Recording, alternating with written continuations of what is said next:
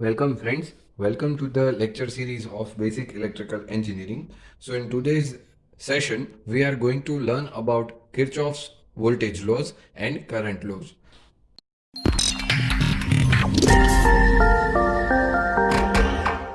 So there are two laws that are given by Kirchhoff. His full name was somewhat like this way, that Kirchhoff was original name as Gustav Robert Kirchhoff. Okay. He has given two basic laws. The first law, that is well known as Kirchhoff's current law, or someone says that it is also the first law. Okay. Someone also says that it is a point law. So these are the basic names of their laws. Okay. So what do we exactly mean by this law? Let's see. The statement of its law, it was stating this sense that it states that the algebraic sum मतलब उसका जो addition है, किसका, सम of all the currents, सारे जो currents हैं उनका algebraic sum जो है, meeting at a junction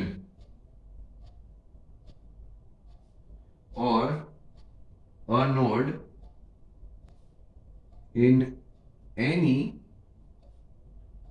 electric circuit is zero. Okay, अभी से अंडरस्टैंड करते हैं. जैसे कि ये मेरा एक पॉइंट है जिसे मैं नाम दे रहा हूं M. ठीक है. यहां पे एक इनकमिंग करंट है, मतलब ये पॉइंट के ऊपर एक करंट आ रहा है जो है I1. ठीक है. दूसरा एक करंट इसी पॉइंट पे आ रहा है, उसे हम बोलते हैं I3. मतलब ये पॉइंट पे ये दोनों करंट्स आ रहे हैं. कहां पे? M पॉइंट के ऊपर. Now rest of the currents, there are several more 3 currents that are leaving this point in this way. This one is my one current, and I will name that current as an I5. One current is leaving this M point, and that I will call as I4, and the second current that is also leaving this M point, that I call I2. Okay. तो ये सारे जो currents हैं वो M point से दूर जा रहे हैं, और I1 और I3 जो है वो M पॉइंट के ऊपर आ रहे हैं. ठीक है. तो ये चीजें हैं. तो इसके लिए कुछ लॉ जो किरचॉफ ने बोला है वो क्या है, वो अंडरस्टैंड करना है. ठीक है. तो as the statement suggest that the addition of all the currents at meeting at a junction, इसे हम जंक्शन या नोड बोल सकते हैं, सर्किट का ऐसा कॉमन पॉइंट जहां पे बहुत सारे करंट्स जो हैं, अलग अलग टाइप्स के डिफरेंट करंट्स जो हैं, वो कोई एक नोड या एक ऐसा पॉइंट पे मिल रहे हैं, उसे हम नोड या जंक्शन बोलते हैं. तो यहाँ का जो एल्जेब्रिक सम है वो क्या होगा, तो वो मेरा 0 होगा. ठीक है. तो कैसे लिखते हैं, तो just see this thing that 0 कैसे होता है वो अभी हम लिखेंगे. तो जो भी मेरा करंट यहाँ पे इनसाइड आ रहा है, जैसे कि I1 यहाँ पे आ रहा है, तो उसे हम पॉजिटिव वे में लिखेंगे. मतलब कि जो I यहाँ पे आ रहा है तो उसके लिए हम प्लस I1 ऐसा लिखेंगे, जिसे हम ब्रैकेट में लिख देते हैं. फिर दूसरा I2 करंट, यहां से हमने क्लॉकवाइज स्टार्ट किया है तो बारी बारी सबके लिए हम लिखेंगे. ठीक है. I2 करंट है वो नोड से दूर जा रहा है, मतलब M पॉइंट से बाहर निकल रहा है. तो उसके लिए हम क्या यूज करेंगे, तो प्लस तो करना ही है, क्योंकि हमें बोला गया है कि एल्जेब्रिक सम तो जो है वो तो वैसे के वैसे ही है, पर I2 की जो साइन रहेगी वो नेगेटिव हो जाएगी क्योंकि वो ये नोड को लीव कर रहा है, ठीक है।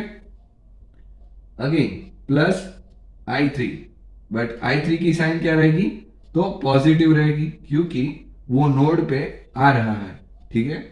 Then after again plus, but now you can see this I4 is leaving the node, I4 जो है वो मेरा नोड लिव कर रहा है, तो उसके लिए हम लिखेंगे minus I4 and then after again same thing I5 जो है वो भी यहां से लेफ्ट कर रहा है, एम पॉइंट से दूर जा रहा है, तो इसके लिए हमें बोला गया है कि ये जो टोटल समेशन हम करेंगे it will be 0. So as you can see from this complete thing, it is a kind of this way that sigma I must be 0. Sigma suggests the summation and I suggest the current. Okay, I hope all of you are clear with these terms, and that's how a mathematical form of Kirchhoff's current law can be stated. So as you can see, sigma I is equals to 0.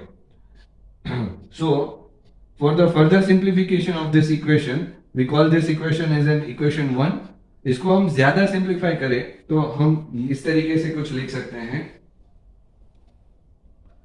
as you can see I1 and I3 are of same sign, so I1 plus I3 is equals to I2, I4 और I5 को दूसरी ओर लेके जा रहे हैं, I4 plus I5 plus I2. So that's how ये जो है ये मेरे कौन से करंट्स हो गए, these are my incoming currents and these are my outgoing currents, जैसे कि आप यहां पे देख रहे हो, ठीक है। तो ये तीन के ऊपर से हम ये 5 के ऊपर से हम एक और चीज भी लिख सकते हैं, that is incoming currents is equals to outgoing currents. So this way the Kirchhoff's current law can be understood. इसे हम पॉइंट लॉ इसलिए बोलते हैं कि क्योंकि ये पॉइंट के ऊपर हम अप्लाई कर रहे हैं, ठीक है। तो इस तरीके से जो है वो करंट लॉ होता है, ठीक है। Now we are going for the second law and that is the Kirchhoff's voltage law. So let's go for the Kirchhoff's voltage law. क्या बताता है हमारा Kirchhoff's voltage law? तो Kirchhoff's voltage law का सबसे पहले हम स्टेटमेंट देख लेते हैं कि as per the statement what our Kirchhoff's perspectives are. So in any closed path मतलब कि mesh or loop of an electric circuit, the algebraic sum of product of current and resistance in each of the conductors plus the algebraic sum of electromotive forces EMFs in that closed path is 0. Okay, so थोड़ा सा लंबा है statement but it is very easy. Let's elaborate this equation, I mean to say the statement. So first उसने क्या बोला है कि कोई भी एक क्लोज्ड पाथ होना चाहिए जिसे मैश और लूप हम बोलते हैं, ठीक है. एल्जेब्रिक सम मतलब कि addition of product of current and resistance, ये एक चीज हो गई in each of the conductors, plus the algebraic sum of electromotive force that is EMFs in that closed path is zero. तो हमें ये क्या बोलना चाह रहे हैं उसके लिए अभी देख लेते हैं। जैसे कि सबसे पहले इलेक्ट्रोमोटिव फोर्स बीसी सर्किट्स के अंदर कौन से आ सकते हैं, तो let's understand we have mostly the batteries are attached into the circuits. हमारे पास बैटरीज रहती हैं जो अटैच्ड होती हैं, ठीक है। तो for the battery what we can say, whenever we apply the Kirchhoff's voltage law to any closed path, कभी भी हमारे एक क्लोज्ड सर्किट के अंदर जब भी हम किरचॉफ्स वोल्टेज लॉ लगाते हैं तो क्या होगा, whenever you are applying the Kirchhoff's law and battery comes into the picture, battery अगर रास्ते में आ रही है तो उसके लिए साइंस बनानी है।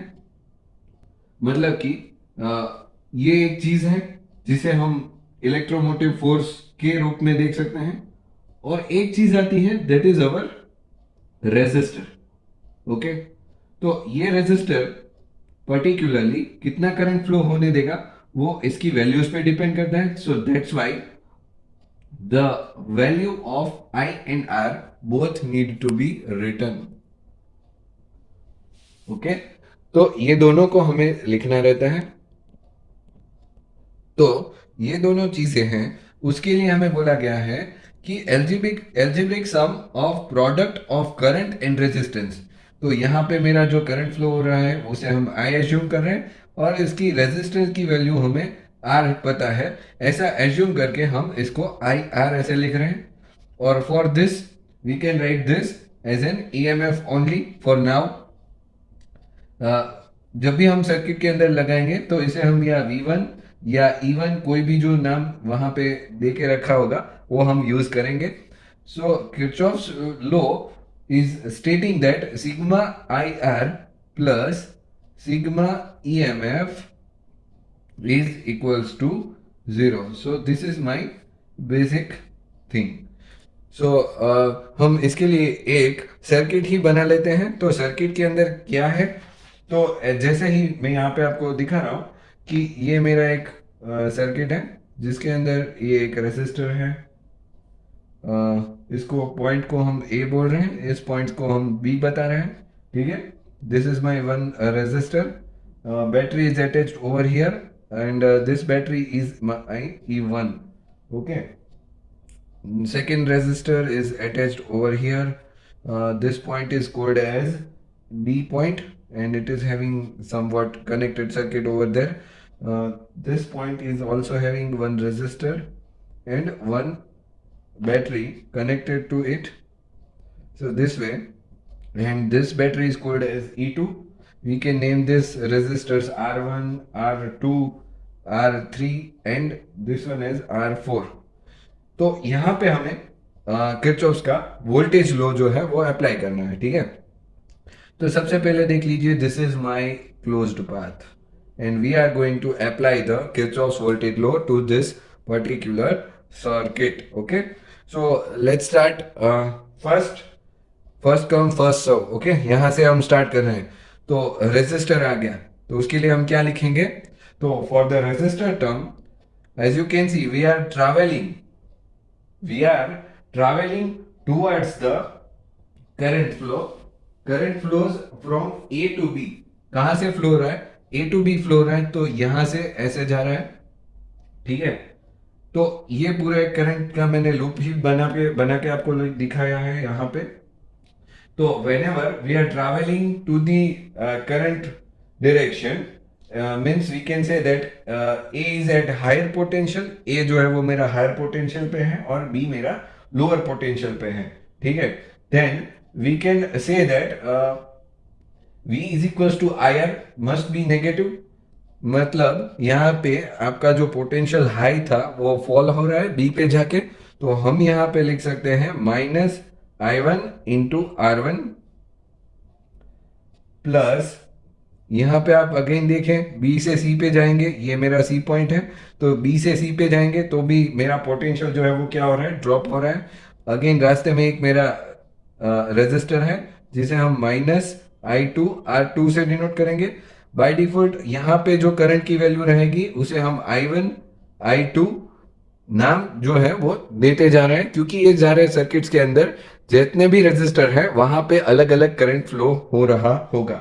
Okay, now come to the point of battery. यहाँ पे अभी बैटरी आ गई है, तो बैटरी के लिए हमें क्या लिखना है, क्योंकि हम जो है वो बैटरी के हायर पोटेंशियल से लोअर पोटेंशियल पे जा रहे हैं। This is my positive and this is my negative. तो हायर से नेगेटिव मतलब हायर से लोअर साइड जा रहे हैं, तो नेगेटिव साइन आएगा, प्लस -E2 प्लस अभी क्या आ गया। So as you can see for the I3 R3 the assumed current direction is in this way and we are going in the clockwise direction। हमारा करंट जो है वो हमने एज्यूम किया है इस तरीके से इस तरफ, ठीक है, और जो क्लॉकवाइज डायरेक्शन में जो करंट फ्लो हो रहा है वो इस तरीके से हमने स्टार्ट किया है, ठीक है। तो एज पर द लॉ हमें जो है वो क्या करना है, जब भी हम ऑपोजिट डायरेक्शन में ट्रैवल कर रहे हैं तभी हमें पॉजिटिव लेना है I3 into R3 plus again battery आ गई। बैटरी को हमें क्या लिखना है, battery will be denoted as +E1, क्योंकि हम lower potential to higher potential जा रहे हैं।